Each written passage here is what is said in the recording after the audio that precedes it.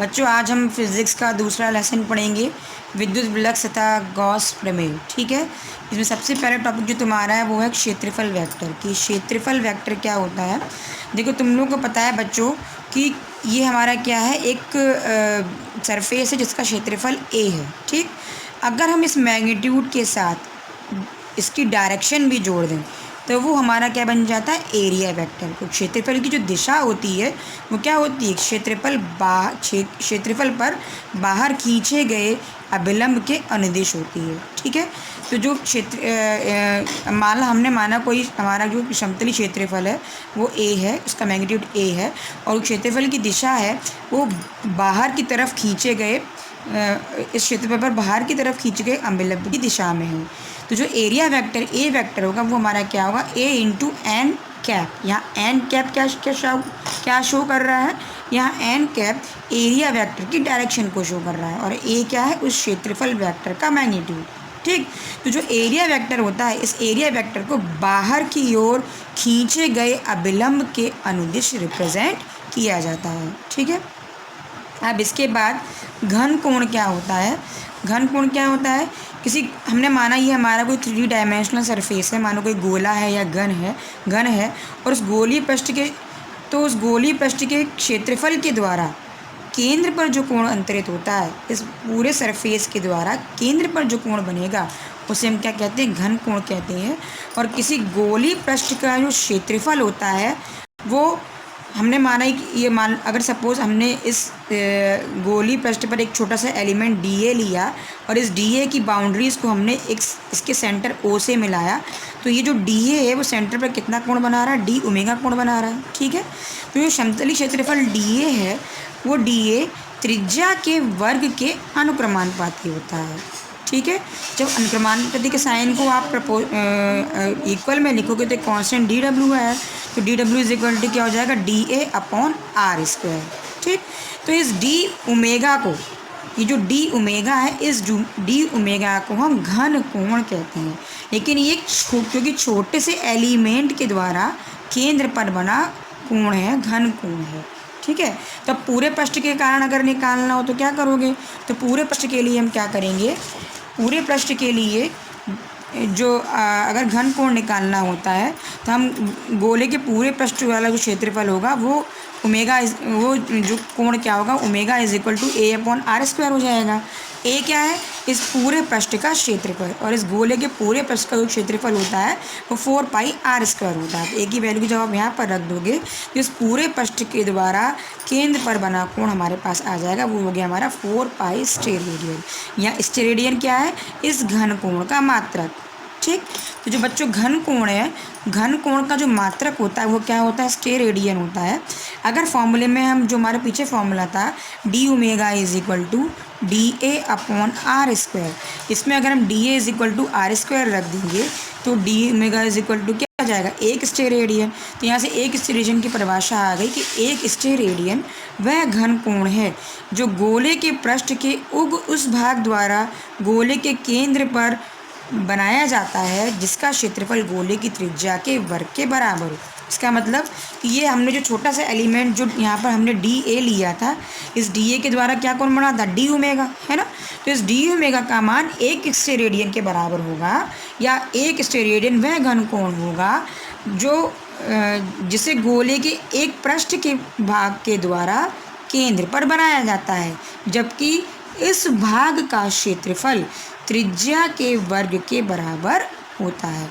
मतलब अगर हमने एक 3 डायमेंशनल सरफेस लिया और एक उस पर छोटा ऐसा एलिमेंट लिया डी ए और डी ए की वैल्यू अगर त्रिज्या के वर्ग के बराबर है तो उस छोटे से एलिमेंट के द्वारा, उस छोटे सरफेस एलिमेंट के द्वारा केंद्र पर जो कोण बढ़ेगा, घन कोण बनेगा, वो हमारा क्या होगा, डी ओमेगा, और इसकी वैल्यू कितनी होगी, एक स्टेरेडियन।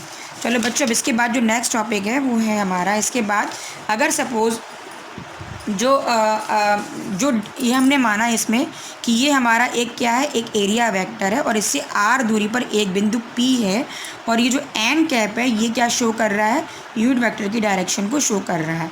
यानी कि ये जो एन कैप है इस क्षेत्र के लंबवत है। ये हमारा एरिया वेक्टर हो गया डी ए वेक्टर। तो डी ए वेक्टर और एन कैप के बीच में जो कोण बन रहा है वो हमारा थीटा है। ठीक है, यहाँ एन कैप क्या है, इस डी ए एरिया पर एकांक सदिश, और डी ए वेक्टर क्या है, क्षेत्रफल सदिश। ठीक है, अब हमने माना, हमने ओ को केंद्र मानकर और आ त्रिज्या लेकर हमने क्या किया, एक वृत्त खींचा। तो इस वृत्त पर हमको इस डी ए सरफेस का एक प्रक्षेप मिला, ये प्रक्षेप मिला। ये जो प्रक्षेप है इसका मान क्या होगा हमारा, डी ए कॉस थीटा। ठीक, क्योंकि ये प्रक्षेप हमारा क्या मिल रहा है, इस गोले के सर्कमफ्रेंस पर मिल रहा है, इसकी परिधि पर मिल रहा है। तो इस सर्कमफ्रेंस के द्वारा जो केंद्र पर कोण बनेगा डी ओमेगा, उसका मान किसके बराबर होगा, D A cos theta upon R square. यहाँ हम डी ए नहीं लेंगे, क्यों, क्योंकि जो डी ए है उसमें जो ए वेक्टर है वो हमारा जो डी ए वेक्टर है वो डी ए के लंबवत नहीं है, हमें इसके लंबवत प्रक्षेप लेना। तो लंबवत प्रक्षेप हमारा क्या होगा, डी ए कॉस थीटा। तो D A cos theta upon R square. D A cos theta को हम D A vector cap N dot N cap भी लिख सकते हैं। क्यों, कैसे, D A dot N cap, अगर आप इसको सॉल्व करोगे तो आप लोगों ने एक फॉर्मूला फर्स्ट ईयर में पढ़ा था, A dot B is equal to होता है ए बी कॉस थीटा। तो यहाँ पर ए की जगह क्या लिखा है, डी ए वैक्टर, और बी वेक्टर की जगह क्या लिखा है, एन कैप। ठीक है, यहाँ ए क्या है, इस ए वेक्टर का मैग्नीट्यूड, तो डी ए वेक्टर का मैग्नीट्यूड तो डी ए हो गया, और जो एन कैप, क्योंकि ये यूनिट वेक्टर है तो यूनिट वेक्टर का जो मैग्नीट्यूड होता है वो एक होता है, तो बी की वैल्यू हो गई एक, और इनके बीच का जो एंगल है डी ए और एन के बीच का जो एंगल बनाता है, ये हमारा जो एंगल था वो हमारा क्या था, कॉस थीटा। तो यहाँ से डी ए कॉस थीटा आ गया। तो इस डी ए कॉस थीटा को हम D A vector dot N cap भी लिख सकते हैं। ठीक, अब नेक्स्ट है हमारा कि विद्युत फ्लक्स क्या होता है। देखो बच्चों, विद्युत फ्लक्स जो विद्युत क्षेत्र होता है, विद्युत क्षेत्र को हम विद्युत बल रेखाओं के द्वारा रिप्रेजेंट करते हैं। जहाँ पर विद्युत बल रेखाएं पास पास होंगी इसका मतलब विद्युत क्षेत्र कैसा है, प्रबल है, और जहाँ पर विद्युत बल रेखाएं दूर दूर होंगी इसका मतलब विद्युत क्षेत्र कैसा है, वहाँ पर दुर्बल है। तो हम इन बल रेखाओं को देखकर ये पता कर सकते हैं कि विद्युत क्षेत्र हमारा कैसा होगा, प्रबल होगा या दुर्बल होगा, स्ट्रांग होगा या वीक होगा। ठीक है, इसको इंग्लिश में इलेक्ट्रिक फ्लक्स भी बोला जाता है। ठीक, अब इसके बाद हमारा आता है कि इलेक्ट्रिक फ्लक्स क्या होता है, कि अगर हम मान लो इस विद्युत क्षेत्र में कोई काल्पनिक पृष्ठ मान लें, तो इस काल्पनिक पृष्ठ से गुजरने वाली विद्युत बल रेखाओं की संख्या की माप विद्युत फ्लक्स कहलाती है। अगर इस काल्पनिक पृष्ठ से ज़्यादा विद्युत बल रेखाएं गुजरेंगी तो विद्युत फ्लक्स का मान ज़्यादा होगा, अगर कम गुजरेंगी तो विद्युत फ्लक्स का मान कम होगा। अच्छा, इसके बाद अगर किसी पृष्ठ पर जो विद्युत बल रेखा है, विद्युत फ्लक्स को हम किससे रिप्रेजेंट करते हैं, फाई ई से रिप्रेजेंट करते हैं। ठीक है, और हमने माना कि ये एक हमारा एलिमेंट है, एक कोई पृष्ठ है जिसका एक छोटा सा हमने एरिया एलिमेंट लिया डी ए, इसका जो एरिया वेक्टर है डी ए वेक्टर है, और ये हमारी क्या है, विद्युत क्षेत्र की दिशा है। हमने माना डी ए वेक्टर और ई वेक्टर के बीच जो कोण बन रहा है ये एंगल हमने मान लिया क्या है, हमारा थीटा एंगल है। तो जो नेट फ्लक्स होगा फाई ई वो किसके बराबर होगा, E vector dot V D A vector, और ये है हमारा सरफेस इंटीग्रल। ये क्या शो कर रहा है, सरफेस इंटीग्रल को शो कर रहा है। इसका मतलब ये हुआ कि किसी विद्युत क्षेत्र में किसी पृष्ठ से बंधा हुआ विद्युत फ्लक्स फाई ई उस पृष्ठ पर विद्युत क्षेत्र के अभिलंब घटक हमारा डी ए वेक्टर हो गया, अभिलंब घटक के पृष्ठ समाकल के बराबर होता है। किसी पृष्ठ से बंधा हुआ विद्युत फ्लक्स उस पृष्ठ पर विद्युत क्षेत्र के अभिलंब घटक के पृष्ठ समाकल के बराबर होता है। अगर इसके बाद अगर किसी पृष्ठ से विद्युत बल रेखाओं की संख्या अगर बाहर निकल रही है इसका मतलब वहाँ पर विद्युत फ्लक्स कैसा है, हमारा धनात्मक है। और अगर किसी पृष्ठ में विद्युत बल रेखाओं की संख्या प्रवेश करती है इसका मतलब हमारा विद्युत फ्लक्स वहाँ पर कैसा है, धनात्मक है। तो यहाँ पर विद्युत बल रेखाओं को देख करके पृष्ठ में प्रवेश कर रही हैं, बाहर निकल रही हैं, पता कर सकते हैं कि धनात्मक होंगी या ऋणात्मक होंगी। ठीक है, इसके बाद जो जैसे कि मैंने बताया अभी तुम लोगों को कि विद्युत क्षेत्र में किसी पृष्ठ से बद्ध विद्युत फ्लक्स उस पृष्ठ पर विद्युत क्षेत्र के अभिलंब घटक के पृष्ठ समाकल के बराबर होता है। तो हमारा विद्युत क्षेत्र यहाँ पर ई वेक्टर है, तो डी ए वेक्टर के जो फाई ई होगा वो ई vector dot D A vector के बराबर होगा। ये ए तुम लोगों ने फर्स्ट ईयर में पढ़ा है कि A dot B is equal to क्या होता है, ए बी कॉस थीटा। हमने मान लिया ई वेक्टर का जो मैग्नीट्यूड है वो क्या है, ई है, और डी ए वेक्टर का मैग्नीट्यूड हमने मान लिया क्या है, डी ए है। तो यहाँ से इस फॉर्मूले से ये हमारा क्या होगा, E D A cos theta. अब ई कॉस थीटा को हम यहाँ क्या करेंगे, यहाँ से बाहर निकाल लेंगे तो ये जाएगा सरफेस इंटीग्रल डी ए। तुम लोग को फॉर्मूला मैंने फर्स्ट ईयर में ही बताया था कि x की power n D X is equal to X की पावर n+1 अपॉन n+1 होता है।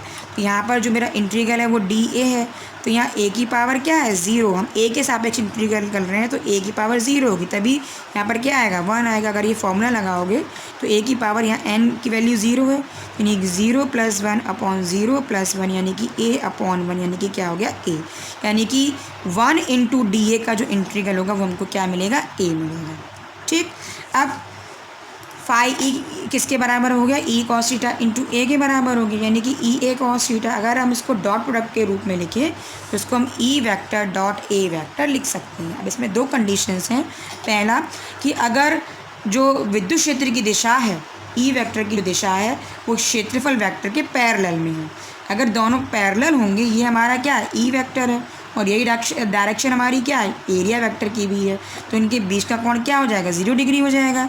इस केस में phi E is equal to E dot A, यानी कि ई ए कॉस 0 और cos E A cos theta. Theta की वैल्यू जब यहाँ 0 रखोगे तो कॉस 0 की वैल्यू 1 होती है, तो phi E is equal to क्या मिल जाएगा हमको, ई इंटू ए।